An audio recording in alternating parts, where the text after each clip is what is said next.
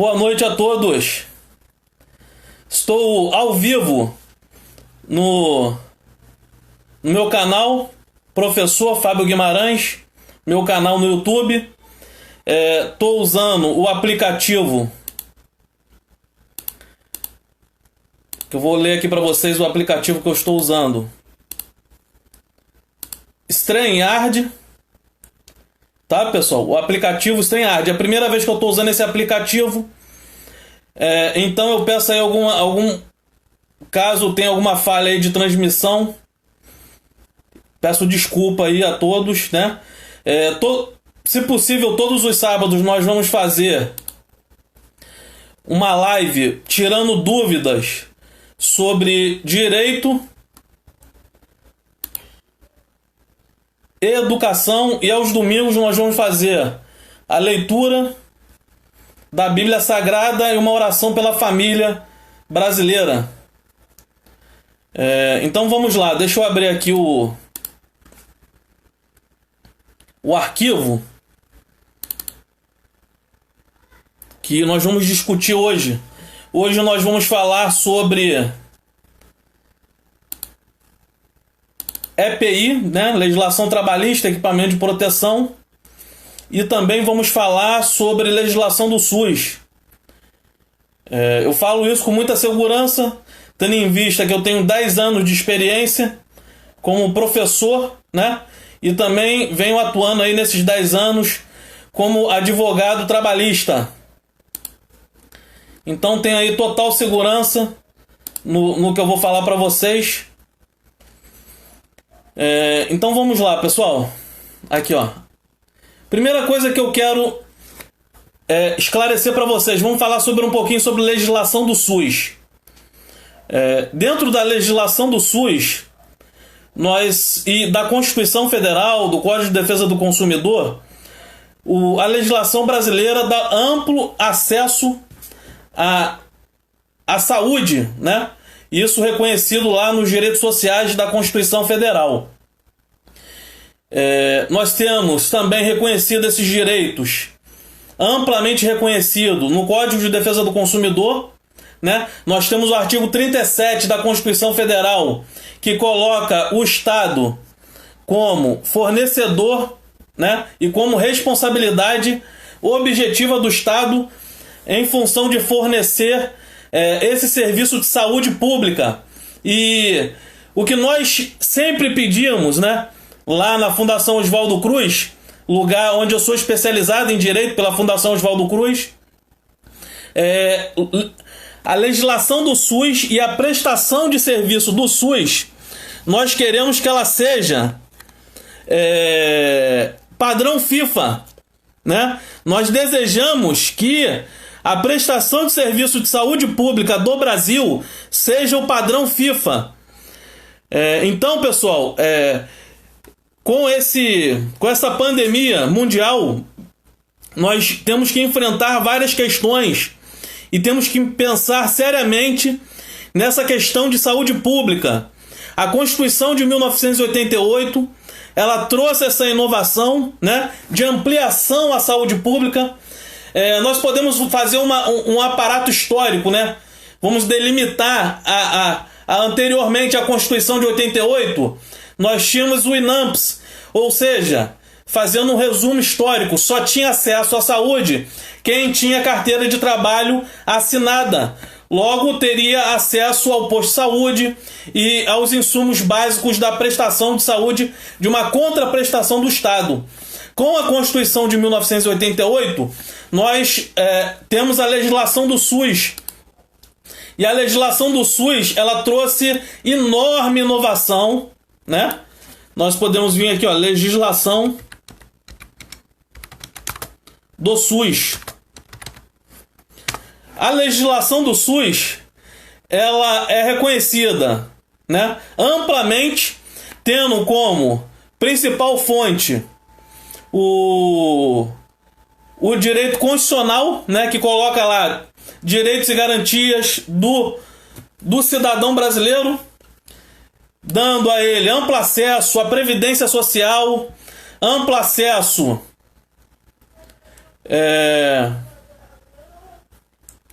amplo acesso da Previdência Social, amplo acesso ao insumo básico de saúde pública, né? Da mais básica na questão de vacina, nos postos de saúde, na assistência básica, visa muito a saúde familiar, né? Então nós temos aí os médicos que vão atender as pessoas dentro da questão da saúde da família, o médico indo na sua casa, né? Nós temos aqui, ó, Presidência da República, Casa Civil, Lei 8.080 de 19 de setembro de 1990, dispõe sobre as condições para a promoção, proteção e recuperação da saúde, a organização e funcionamento dos serviços correspondentes a outras providências. Artigo 1. Esta lei regula em todo o território nacional as ações e serviços de saúde executados isolada ou conjuntamente em caráter permanente ou eventual por pessoas naturais ou jurídicas de direito público ou privado. Artigo 2 do título 1 das disposições gerais. A saúde é um direito fundamental do ser humano, devendo o Estado prover as condições indispensáveis ao seu pleno exercício. O Estado se coloca, pessoal, como prestador de serviço principal na questão da legislação do SUS. Então isso faz com que ele seja um ente prestador de serviço. E essa responsabilidade da sua prestação de serviço é objetiva, reconhecida pelo artigo 37, parágrafo 6º da Constituição Federal. Eu quero dar boa noite a Keila Martins Ramos, seja bem-vinda, né? Que Deus te abençoe, você e sua família, né? Que tenha um final de semana maravilhoso para você e para toda a nossa família. Patrícia Guimarães, seja bem-vinda. Muito obrigado, você também é um excelente profissional. Pessoal, nós estamos aqui online com a doutora, professora, e ela é professora de Direito do Trabalho e de Direito Público, amplamente experiente nessa área de responsabilidade civil, de equipamento de proteção, né, e responsabilidade também na área trabalhista, que a saúde ela vai abranger aí todas as questões de saúde pública, assistência básica nos postos de saúde, além dos postos de saúde que nós vamos ter consultas médicas, também vamos ter vacina, tratamento da saúde da família, com equipe multidisciplinar. Isso tudo tem previsão lá nessa legislação 8.080 de 19 de setembro de 1990, que veio regulamentar a Constituição de 1988. Pessoal, eu peço que vocês, se possível, se inscreverem no meu canal, tá?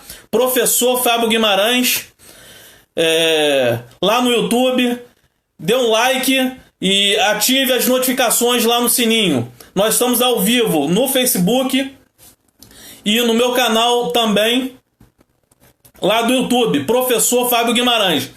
Você pode mandar aí suas perguntas, que eu esclareço aí online, ou inbox também você pode me fazer a pergunta que você quiser sobre saúde pública, saúde privada, direito e educação.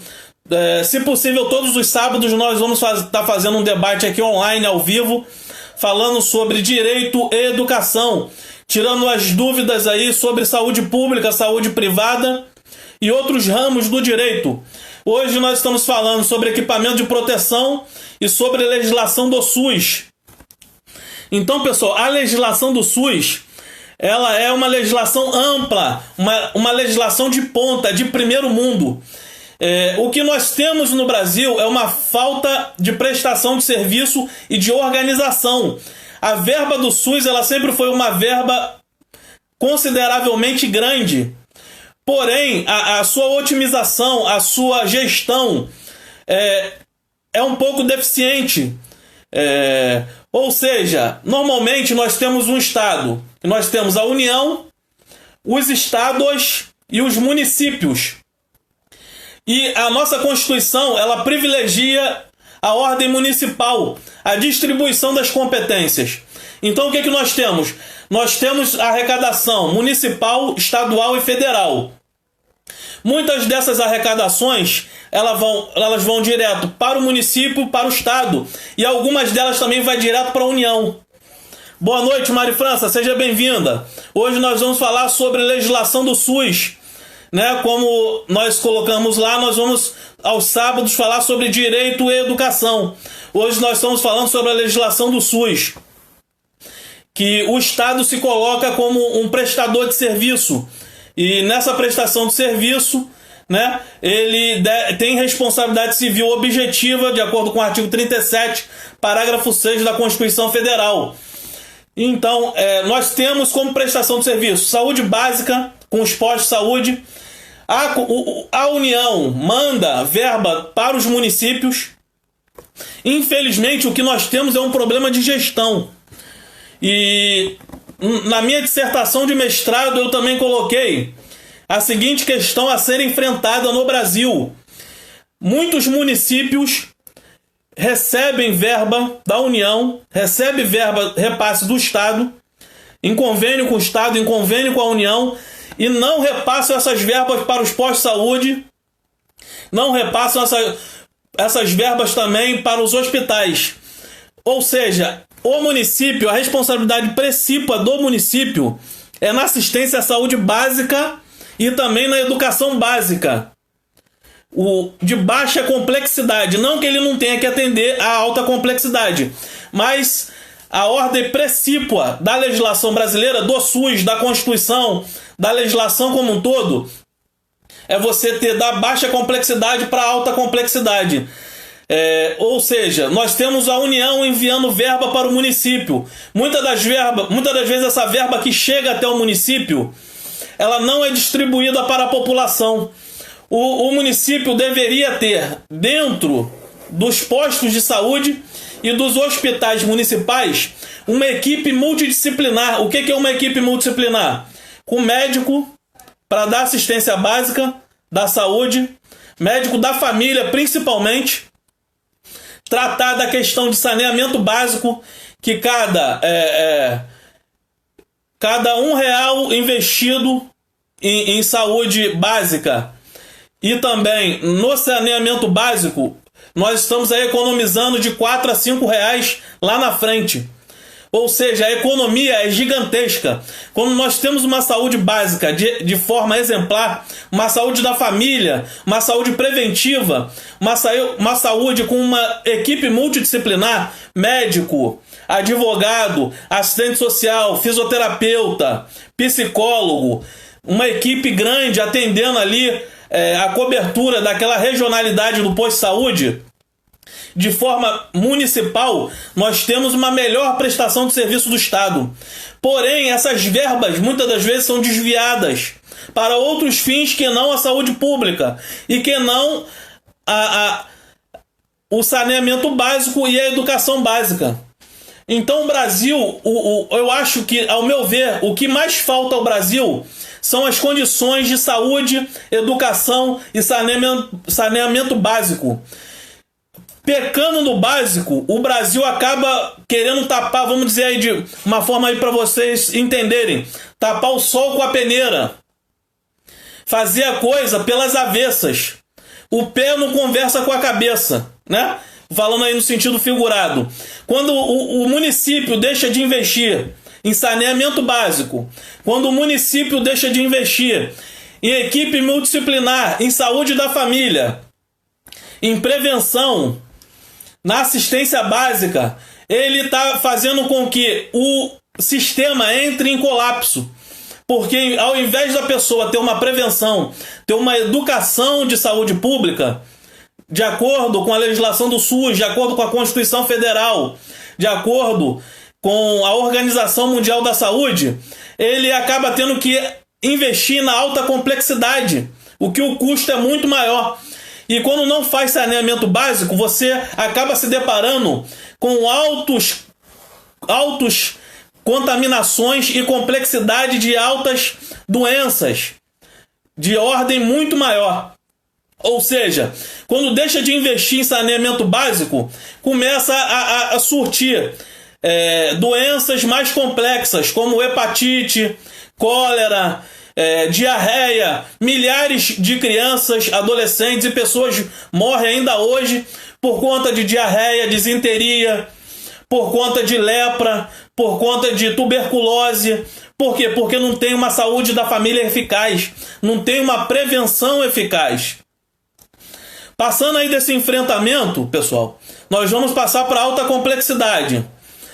O que hoje nós vemos é que essa gestão, essa falha na gestão, essa transferência da parte municipal, né, e da parte estadual, o Estado, por sua vez, de uma forma geral no Brasil todo, ele também não tem uma gestão de qualidade dentro da questão de saúde pública. Isso traz grandes prejuízos à sociedade brasileira. Nós vemos aí décadas e décadas após a Constituição de 88, onde a saúde foi amplamente, né, difundida pela Constituição Federal, artigo 7º e artigo 6º. Nós temos ali direito à saúde, educação, saneamento, habitação, etc. Tudo isso é questão de saúde pública. Nós temos aí a Lei 8.080, 19 de setembro de 1990, que vem regulamentar a Constituição de 88. E, infelizmente, os estados que deveriam servir um serviço de mais alta complexidade, cirurgias eletivas, cirurgia de estômago, cirurgia de pancreatite, cirurgias de parto, né? O parto ele deve ser estimulado dentro da saúde básica, o parto normal. E no Brasil nós temos um alto estímulo para cesariano, o que é errado também, né? Então nós temos um problema de gestão muito alto no Brasil. Nós temos esse muito desvio de verba. O que mais se desvia verba no Brasil é na saúde pública e na educação pública. Os nossos governantes do Brasil estão deixando as nossas crianças e os nossos cidadãos morrerem, muitas das vezes numa fila de hospital ou sem educação.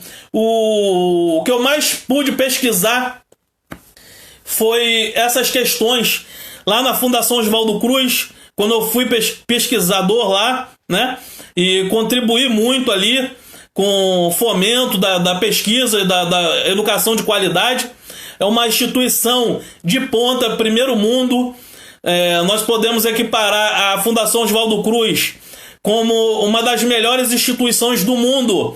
Se eu a qualifico até melhor ou igual Harvard, Oxford, Sorbonne, tá? Uma educação de ponta, pesquisa e prestação de serviço de qualidade.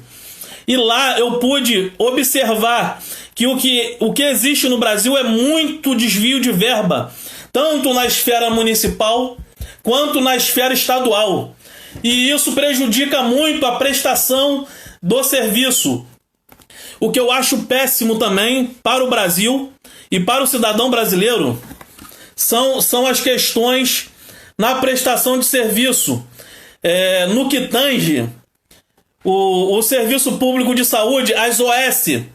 As OS no Brasil são sinônimos. Ao decorrer desses 10 anos de experiência como professor, como pesquisador, né, e como advogado, o que eu vejo, as OS elas não pagam os cidadãos, não pagam as pessoas que elas contratam, elas não cumprem um contrato feito com o município e com o Estado, deixando de pagar as verbas trabalhistas, deixando de comprar os insumos básicos de saúde. Isso atinge a saúde da família na baixa complexidade. Isso também atinge a saúde na esfera estadual, não prestando um serviço de qualidade, as pessoas morrendo por falta de medicamentos, de insumos básicos.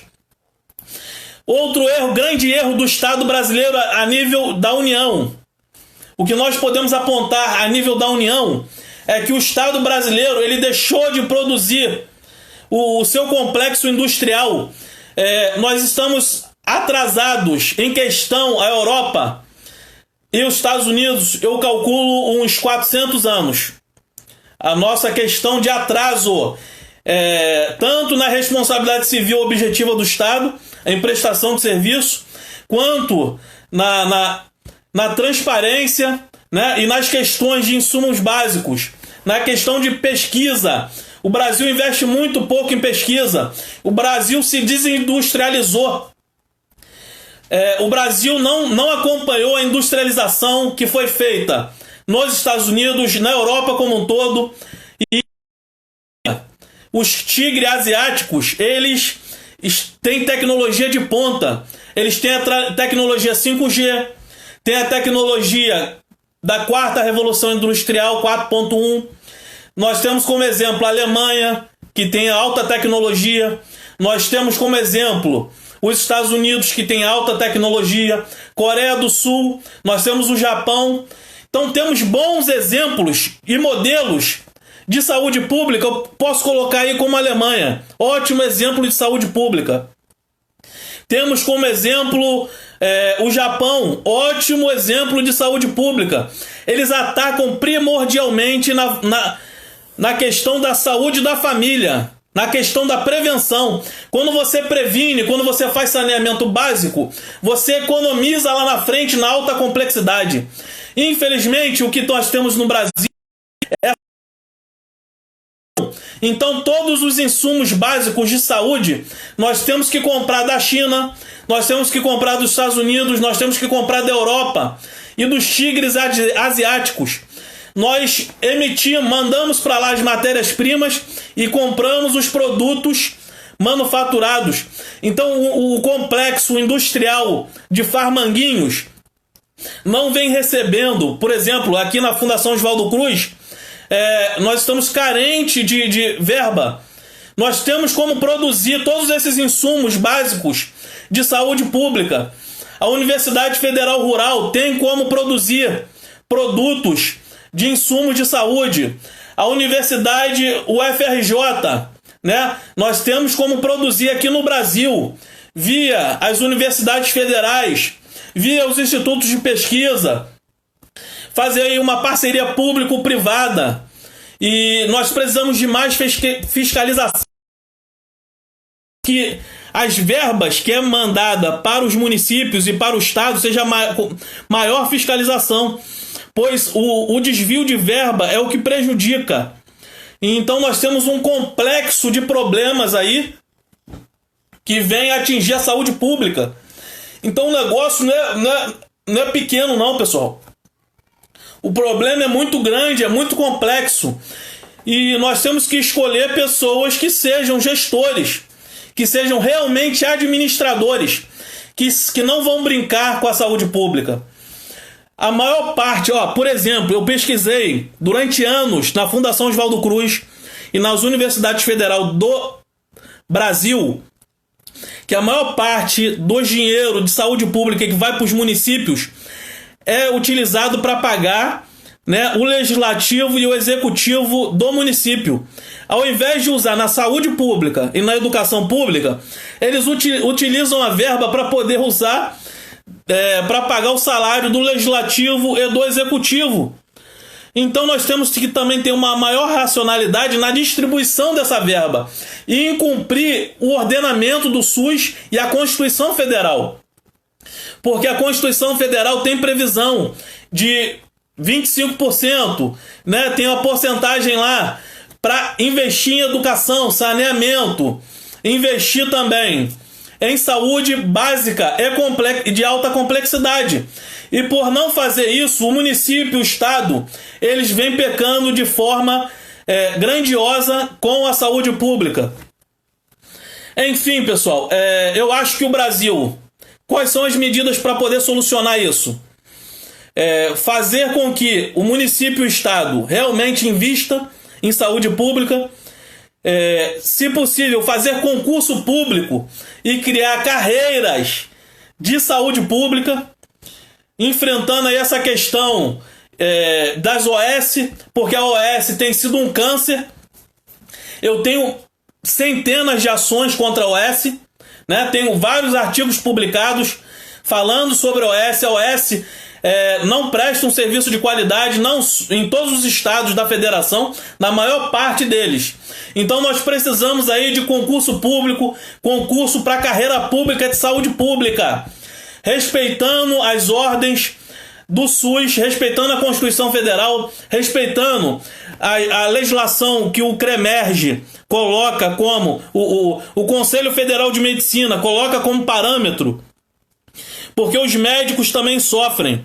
Os médicos, os enfermeiros, os maqueiros, as pessoas que trabalham na faxina dos hospitais, elas sofrem muito, porque elas não têm equipamento de proteção, né? Os EPIs, as máscaras, as luvas, a máscara, aquela máscara NR95, eles muitas das vezes não têm acesso.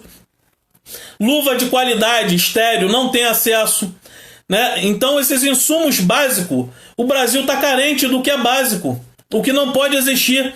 O país com a maior riqueza real do mundo, né? Nós temos que comprar máscara de outros países, isso é uma vergonha. Nós temos que investir aqui no Brasil, nós temos que produzir emprego aqui, para a nossa nação brasileira. Nós temos que investir nas universidades, em excelência de pesquisa. E eu chamo também aí a responsabilidade de Marinha, Exército e Aeronáutica, né? E também das polícias militares, que nós temos ótimos hospitais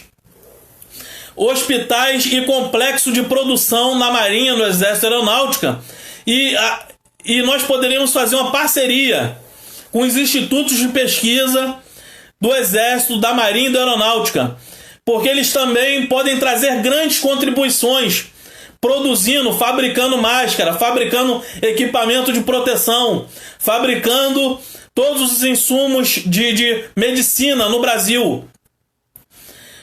O Exército, Marinha e a Aeronáutica no Brasil foram abandonados pós a Constituição de 88, foram sucateados. Então nós temos que valorizar nossas Forças Armadas. Nós temos que, em parceria com as Forças Armadas, produzir insumos básicos de saúde. Parceria com a Fundação Oswaldo Cruz, produzir insumos básicos de saúde pública. Nós temos que melhorar essa gestão. Temos que produzir Tilenol, produzir vacinas no Brasil, produzir remédios de alta complexidade aqui no Brasil, produzir respirador aqui no Brasil. Temos que produzir produtos de eletrorressonância magnética, raio-x. Por que que nós temos que comprar lá no exterior o que nós podemos produzir aqui no Brasil? Então, pessoal, passando aí dessas questões básicas de saúde, nós vamos aí entrar aí para enfrentar outras questões também, que eu acho de suma importância. Nós podemos aí falar agora sobre... Deixa eu falar agora sobre a questão que é primordial. Em questão aí desses medicamentos e desses protocolos, nós temos aí a USP, né, a Universidade de São Paulo, que tem demonstrado aí muita competência no enfrentamento ao coronavírus. Eu quero parabenizar a doutora Elnara, né, pesquisadora da USP, né? Como sempre aí nós vemos aí, os melhores profissionais vêm de universidade pública e nós precisamos fazer parcerias também com as universidades privadas. Eu acredito numa gestão, parceria público-privada, e nós precisamos tanto do Estado com uma gestão de eficiência, uma gestão transparente, né, em questão de publicidade, transparência. Isso é primordial. Otimizar o serviço público, tendo melhor custo com maior benefício. E esse protocolo Cabo de Guerra que foi criado pela doutora Elnara é um protocolo reconhecido no Brasil e no mundo.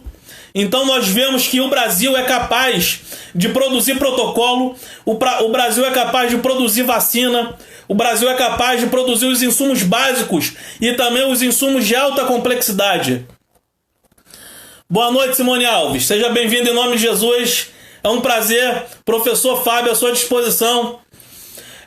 Hoje eu quero atacar uma coisa principal que eu não vi ninguém falando praticamente nessas questões aí do coronavírus. Como exemplo, nós podemos dar aí a doutora Elnara, que fez o protocolo Cabo de Guerra. Ela trabalha na Universidade USP e ela também trabalha no Hospital Sírio-Libanês. O que ela observou, pessoal? Ela observou que as pessoas que são acometidas pelo coronavírus, elas acabam tendo uma trombose. E o que acontece? Essa trombose é como se você tomasse uma pancada, né? Podemos dar um exemplo assim: você tomou uma pancada, aí dá aquele coágulo, né? Então o coronavírus, ele faz isso no corpo da pessoa. O que acontece? Essa trombose, ela dá nos órgãos, dá no corpo, dá nos órgãos vitais daqui do corpo, pode dar AVC, pode dar parada cardíaca, pode parar o rim. E também essa trombose, ela dá o trombo nos alvéolos do pulmão, não permitindo a oxigenação, né? Não permitindo a passagem do oxigênio e a liberação do gás carbônico. Então o que acontece? Quando a pessoa toma um anticoagulante, lá, isso tudo com orientação médica. Não podemos fazer nada sem orientação médica.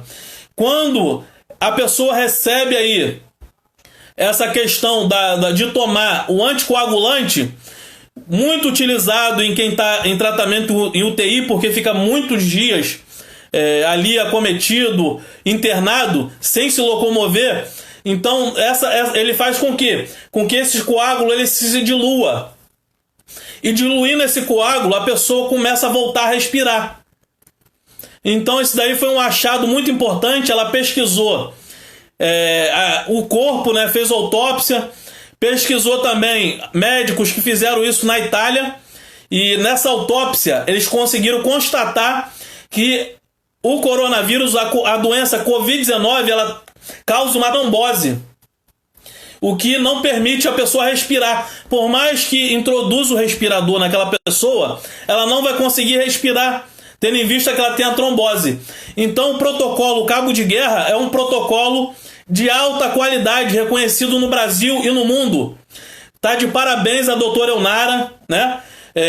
Eu, como pesquisador e como pós-graduado da Fundação Oswaldo Cruz, tenho que tirar o chapéu para a doutora Elnara, né? Uma excelente médica, ótimo padrão de qualidade, publicou um artigo reconhecido no Brasil e no mundo. E o que eu não vejo ninguém falar, pessoal, é o estudo randomizado. O que é o estudo randomizado? Sobre a cloroquina e sobre a ivermectina, né? A ivermectina. Eu não ouço falar sobre o estudo randomizado da ivermectina. Já estão fazendo na Fundação Oswaldo Cruz. Outras instituições já estão fazendo pesquisas no Brasil e no mundo, mas eu ouço pouco falar sobre isso. Estudo randomizado, grave isso aí, pessoal. Esse estudo é conhecido como ensaio clínico controlado, assim chamado, pois temos um grupo de controle, né? Número 2, e idealmente o ensaio clínico deve ser randomizado, ou seja, a alocação dos pacientes em cada um dos grupos deve ser aleatória, por sorteio, por exemplo. Número 3, outro ponto que temos que pontuar. A ideia é que os grupos sejam diferentes, somente em relação ao tratamento sendo testado. Ponto 4, todos os outros fatores que podem influenciar o desfecho devem ser parecidos entre os grupos. Nós podemos dar como exemplo, no caso da Covid-19, idade e problemas de saúde prévio, comorbidades como pressão alta, diabetes, problema cardíaco, né? Então nós temos que criar grupos para fazer esse teste randomizado. E por fim, número 5, é esse o tipo de estudo que precisamos para poder afirmar com maior nível de confiança se a hidroxicloroquina ou se a ivermectina ela realmente é eficaz no tratamento do Covid-19. Isso daí eu posso falar para vocês com segurança, como pesquisador da Fundação Oswaldo Cruz, como colaborador e pós-graduado da Fundação Oswaldo Cruz. Ou seja, a cloroquina é ou não eficaz contra o tratamento para a Covid-19. Então, enquanto não for feito esse estudo randomizado, né, um protocolo padronizado, nós não podemos ter como um estudo padrão, né, um protocolo padrão. O protocolo da doutora Elnara é um protocolo padrão reconhecido e já eficaz. Porém, a hidroxicloroquina e também a ivermectina, elas pendem, né, depende desse estudo randomizado. Eu só acho que eu fico me questionando por que ainda não fizeram esse estudo randomizado. Porque ele poderia colocar uma pá de cal em cima dessa controvérsia. Eu estou vendo que as pessoas estão usando o coronavírus, o Covid-19, como palco político. Seja bem-vindo, Aurelindo. E não estão focando no estudo randomizado. O estudo randomizado, eu acho que é princípio, né? Seria aí condição sine qua non, uma condição importantíssima para nós colocarmos aí padrões de enfrentamento ao coronavírus. Eu sou professor, tá, pessoal?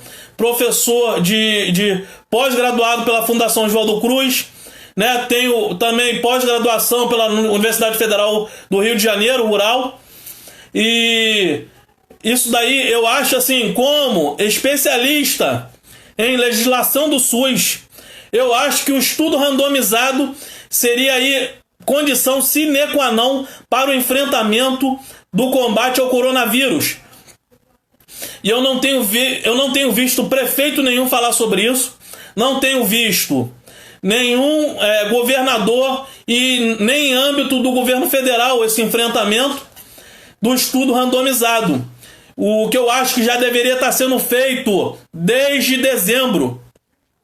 Porque eu andei pesquisando, eu vi documentários sendo feitos em agosto e setembro do ano passado, documentário da TV Brasil, já fazendo documentário lá em Wuhan, na China.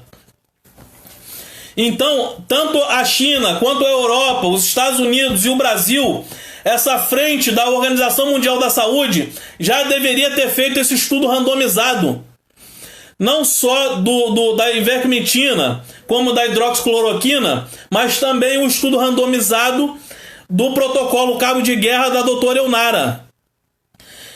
Então, pessoal, que fique bem claro que tudo isso está em questão de pesquisa. E que o protocolo, que eu até agora, em questão do que tange a legislação do SUS, a Constituição Federal, né? E a responsabilidade civil médica e hospitalar, coisas que eu sou especialista. Eu sou especialista em legislação. Eu sou professor de direito e professor de educação, né? Questões da área da pedagogia. Então, quer dizer, nessa área que eu sou especialista, na legislação do SUS, eu acho que o teste randomizado, o estudo randomizado, como eu li aqui para vocês, como eu explanei aqui para vocês, é a condição sine qua non para o enfrentamento do coronavírus. E eu achei também assim que a Organização Mundial da Saúde vem trazendo informações pouco precisas e debateu pouco sobre o estudo randomizado. Esse estudo randomizado eu estudei a fundo na Fundação Oswaldo Cruz. Né? A primeira coisa que eu cheguei na Fundação Oswaldo Cruz e estudei lá era isso, estudo randomizado. A primeira coisa que eu estudei, indústria farmacêutica, estudo randomizado, teste in vitro, em laboratório, o farmanguinhos, as pesquisas. E eu não vejo ninguém falar sobre isso. Isso é condição primordial para a saúde pública brasileira. Infelizmente, os nossos professores, os nossos governantes, os nossos políticos não vêm enfrentando essa questão. Eu acho que isso aí é um erro do Estado brasileiro e das nações como um todo. Né? Eu falo isso como professor, como pesquisador. Eu acho que o foco principal seria o estudo randomizado. E eu vi muito pouco sobre estudo randomizado. A principal médica que fez um estudo, né, um protocolo foi a doutora Elnara, a qual eu tenho que tirar o chapéu para ela, parabenizar a doutora Elnara, e peço que Deus te ilumine, te abençoe cada dia mais, né? Peço a proteção de Deus para você, e do que você creia, peço pensamento positivo ao seu respeito. Você é inspiração, né? Até para eu que sou professor de Direito e professor da área da pedagógica, mas também sou de Universidade Federal como você, né, doutora Elnara? Eu me sinto lisonjeado de saber que nós temos no Brasil uma pessoa de alto gabarito, de alta qualidade. A Fundação Oswaldo Cruz também está de parabéns, porque a Fundação Oswaldo Cruz está fazendo o teste randomizado. Eu vejo poucas pessoas falar sobre isso. A Fundação Oswaldo Cruz fez um hospital de campanha de alta excelência. E eu não vejo o governo federal, estadual e o governo municipal investir na Fundação Oswaldo Cruz. Nesse combate ao coronavírus, a gente poderia ter feito parceria entre municípios, o Estado, estados, a União e a Fundação Oswaldo Cruz e as universidades federais. E também, o que nós precisamos é de união.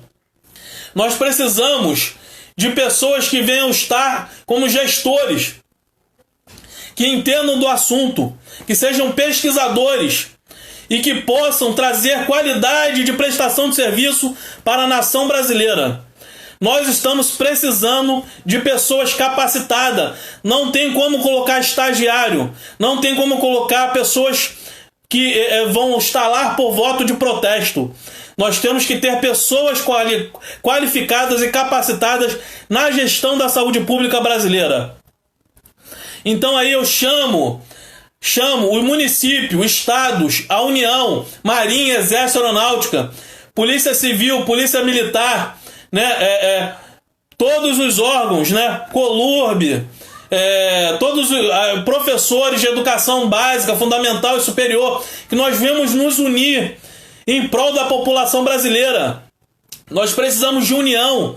Nós precisamos que todos estejam lutando contra o Covid-19. Nós precisamos desse norte. Nós precisamos de uma união para que a nação tenha um protocolo a seguir. Né? Eu tenho visto que o povo está desorientado. Um município fala uma coisa, outro estado fala outra coisa. Eu sei que o Brasil é de proporção continental, mas nós precisamos de institutos de pesquisas unidos. Eu digo, Fundação Oswaldo Cruz, universidades federais, Marinha, Exército, Aeronáutica, que tem IME, ITA, né? SpaceX, Escola Superior de Guerra. Eu conclamo a todos que venham se unir para poder pesquisar, para fazer um estudo randomizado e para que nós tenhamos um protocolo de guerra, um protocolo de combate ao Covid-19. E se eu tivesse um pouquinho de condições de poder no Brasil hoje, pessoal, eu colocaria como exemplo no combate ao Covid-19 a doutora Elnara, pesquisadora da USP e do Hospital Sírio-Libanês. Doutora Elnara, onde a senhora estiver, a senhora pode ter certeza que eu vou estar todo dia pensando positivamente por você, né? Para que Deus te abençoe, te dê muita luz, te dê muita saúde, né? E que te abençoe muito. Eu acho que nós teremos que ter uma pessoa como a senhora no poder do SUS, no poder municipal, no poder estadual, na União. E até que você continue, que a senhora continue, que eu sei que você é pesquisadora, professora da USP. Não sai daí, por favor. Nós precisamos de médicos, precisamos de professores como a doutora Elnara, pessoas empenhadas, pessoa que está preocupada em salvar vidas. Então eu como professor, eu como advogado, como instrutor, né? Que meu foco também é educar, meu foco é salvar a vida. Eu tiro o chapéu para a senhora. A senhora está de parabéns, doutora Elnara. E o seu protocolo Cabo de Guerra foi publicado no Brasil, foi publicado em revista no exterior. A Fundação Oswaldo Cruz também tem excelência em publicações. E nós cremos que nós precisamos de mais verba. Nós precisamos de mais verba para o complexo industrial de Farmanguinhos. Nós temos como produzir uma vacina brasileira. Uma vacina que vai dar fim, vai botar uma pá de cal aí nesse combate ao coronavírus. Eu acho que o Brasil tem condições. Pessoal, que fique bem claro, essa pandemia, de acordo com a especialidade minha, eu sou especialista em legislação, né? Eu posso aí discutir com vocês estudo randomizado, legislação do SUS, direito sanitário. Então, questões de produção agrícola também, né? Remédios e insumos agrícolas, de produção agrícola, complexo de produção, à luz da Constituição de 1988, à luz da legislação do SUS. Então, pessoal, eu acho aí, fica aí minha contribuição para os meus ouvintes, né? A minha contribuição é que as vidas sejam salvas. O Brasil já era para estar preparado, igual a Alemanha se preparou, pois essa pandemia já estava sendo divulgada no mundo inteiro desde o ano passado. Na época do carnaval era Natal, na época de dezembro, janeiro, na época de férias, dezembro, janeiro e fevereiro, o Brasil tinha que estar se preparando para o combate ao coronavírus. E nós estávamos focando em outras coisas. Eu não tenho nada contra o carnaval, nada contra as festas natalinas, pelo contrário. Eu sou totalmente a favor da cultura, sou totalmente a favor da diversidade, das festas. Mas éramos para a gente estar se preparando, né, com equipamento de proteção EPI. Era para a gente estar se preparando com os insumos básicos.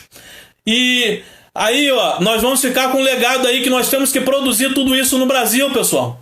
Nós temos que produzir. Não é possível que o Brasil não seja capaz de produzir roupas de proteção, os EPIs, que são os insumos básicos. Nós vamos ter que comprar isso da China, do Japão, dos Estados Unidos, da Europa. Nós vimos aí a guerra agora comercial, Europa, Japão, Estados Unidos, China, fazendo uma guerra comercial com esses produtos. O Brasil tem que produzir isso tudo, né? E nós temos capacidade para a produção. Nós temos as universidades federais, nós temos a Fundação Oswaldo Cruz, nós temos a Marinha, Exército e Aeronáutica. Todos com forças unidas podemos produzir isso tudo. Produzir emprego aqui no Brasil. Nós temos todas as matérias-primas necessárias. Eu vim dizendo há anos e anos e anos na minha sala de aula. Nós temos como fazer a quarta revolução industrial aqui no Brasil e produzir tudo isso aqui, trazendo orgulho para a nação brasileira. Nós temos que enfrentar também a questão do saneamento básico, a questão da reforma agrária, a questão da habitação no Brasil. Nós temos vasto território. Nós temos como produzir, ser o celeiro do mundo, produzir alimento para o mundo inteiro, pessoal. O Brasil tem como produzir emprego para todo mundo aqui. Então, fica aí, esse legado aí que nós queremos é esse. Essa verba que veio do governo federal, infelizmente, não vai ficar como legado. Porque o que nós mais estamos vendo aí nos noticiários é o desvio de verba. E nós temos que enfrentar essas questões. Nós temos que acabar com isso. Nós temos que ter uma gestão de qualidade, uma gestão de transparência. Nós não temos como aceitar mais a corrupção no Brasil. Espero que essa explanação tenha sido de grande valia. Estou à disposição de todos para tirar qualquer dúvida. Boa noite, Vanushka. Boa noite, Maria Moreira. Boa noite, Ana Beatriz. Boa noite, Aurelindo. Boa noite, Simone Alves. Sônia M. Silva, minha querida amiga, Mari França, Keila Martins, Patrícia Guimarães. Eu acredito que vocês estejam concordando comigo, porque eu não quero mais nada do que o cumprimento da Constituição de 1988, cumprimento da lei, cumprimento da legislação do SUS.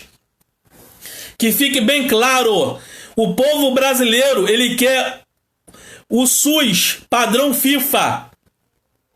Assim como a FIFA veio aqui na época da Copa do Mundo, né, e estabeleceu um padrão para o futebol, nós queremos esse padrão para o SUS também. Que o povo brasileiro não morra por falta de insumos básicos, como hoje nós estamos vendo em todo o território nacional, pessoa morrendo por falta de insumo básico, de relaxante muscular. As pessoas estão morrendo por falta. As pessoas estão morrendo por falta da hidroxicloroquina. As pessoas estão morrendo por falta do protocolo cabo de guerra. As pessoas estão morrendo por conta do básico. Nós não temos um insumo para fazer a pessoa não ter a parada cardíaca. Nós não temos um protocolo que está sendo seguido tanto no básico quanto no complexo. Nós queremos o cumprimento da lei. E a lei garante a todo cidadão brasileiro. Nas próximas eleições nós vamos dar a resposta para eles, pessoal. Eu peço que você compartilhe esse vídeo. Gostando, dê um like. Ative as notificações, que é o sininho lá no cantinho. Se inscreve no meu canal, Professor Fábio Guimarães. Todos os sábados, se possível, nós vamos estar aqui ao vivo tirando dúvidas sobre direito e educação. E sobre pedagogia, educação agrícola,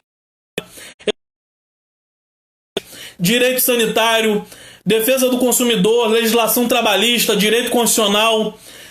Eu também tenho aí tranquilidade aí para dar orientação sobre segurança pública, segurança privada, que eu sou professor dessas matérias, penal, processo penal. Então eu me coloco à disposição de todos. Legislação do SUS, responsabilidade civil médica e hospitalar. Eu defendi a minha monografia em responsabilidade civil médica e hospitalar. Eu sou especialista em questão de responsabilidade civil médica e hospitalar. Sou pós-graduado pela Fundação Oswaldo Cruz. Em questão de legislação, eu estou à inteira disposição. Peço para que o povo brasileiro venha cobrar dos nossos governantes esse estudo randomizado e um protocolo padronizado para o povo brasileiro, né? Até que saia uma vacina, que é o que vai botar uma pá de cal no enfrentamento ao coronavírus. Estamos aí ainda fazendo os testes da vacina, mas acredito que vamos conquistar essa luta aí contra o coronavírus, né? Temos fé em Deus, vamos derrotar esse coronavírus. Forte abraço para todos e muito obrigado pela participação de todos. Muito obrigado pela Keila Martins, Patrícia Guimarães, Mari França, Sônia M. Silva, Sônia Alves, Simone Alves, Aurelino Brito, Ana Beatriz.